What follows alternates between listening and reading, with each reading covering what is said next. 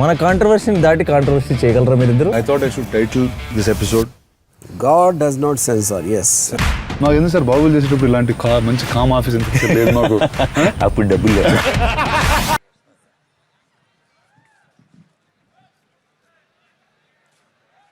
అందరికీ నమస్కారం. ఇప్పటికే బాగా లేట్ అయింది, ఇంకా చాలామంది స్పీకర్స్ ఉన్నారు. నేను ఒక వారం రోజుల క్రితం సినిమా చూశాను. సినిమా చూసిన తర్వాత సినిమా చూసి ఇంటికి వచ్చిన తర్వాత కాసేపటికి మా ఆవిడ నా దగ్గరికి వచ్చి, ఏంటి మొహం అలా వెలిగిపోతుంది అంది.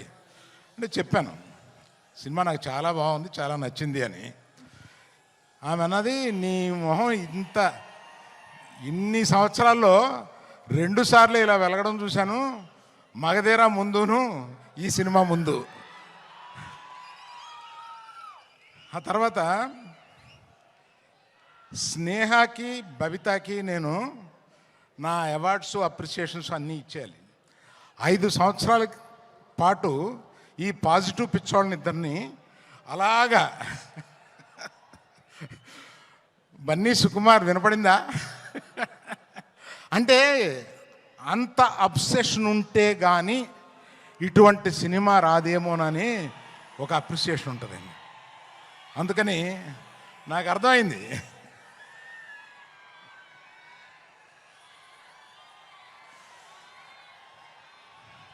తర్వాత ఈ సినిమాలో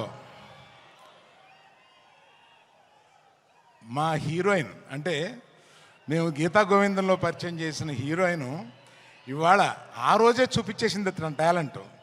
ఆ తర్వాత ఈ సినిమాలో ఎంత బ్రహ్మాండంగా చేసిందంటే, మీరు పుష్ప 1 నథింగ్, ఈ పుష్ప 2లో ఆమె పెర్ఫార్మెన్స్ చూడండి, అంత బాగా చేసింది. శ్రీలీల వచ్చింది 10 నిమిషాలు 7 నిమిషాలు అయినా కూడా అసలు మామూలుగా లేదు. అది మీరు ఆల్రెడీ కొంత చూశారు. తర్వాత చిన్నప్పటి నుంచి నాకు తెలిసిన దేవిశ్రీ ప్రసాద్ 11-12 ఏళ్ళ నుంచి నాకు తెలుసు. ఆ నాన్నగారు నా స్నేహితుడు. ఆయన ఎక్కడి నుంచో మనల్ని ఈరోజు దీవిస్తున్నాడు. ఆ దేవిప్రసాద్ ఈరోజు ఇన్ని సంవత్సరాల పాటు కంటిన్యూస్గా ఇన్ని హిట్స్ ఎలా కొడతావురా బాబు అని అడిగితే కూడా ఎవరు చెప్పగలరు దానికి.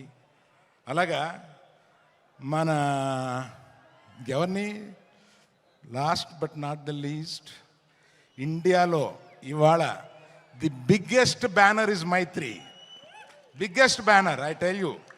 నేను చెప్తే అది ఇట్ ఇస్ నేను ఇంత ప్రొడ్యూసర్గా ఉండి చెప్తున్నాను.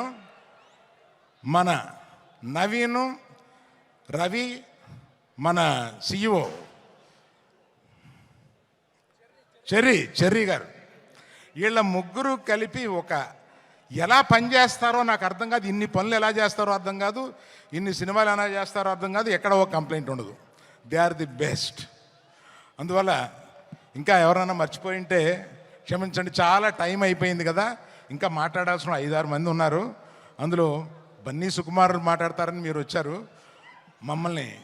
So all the best to every one in this film who has, sorry cameraman, cinematographer, I love you for being in the film so long with patience and giving such a quality.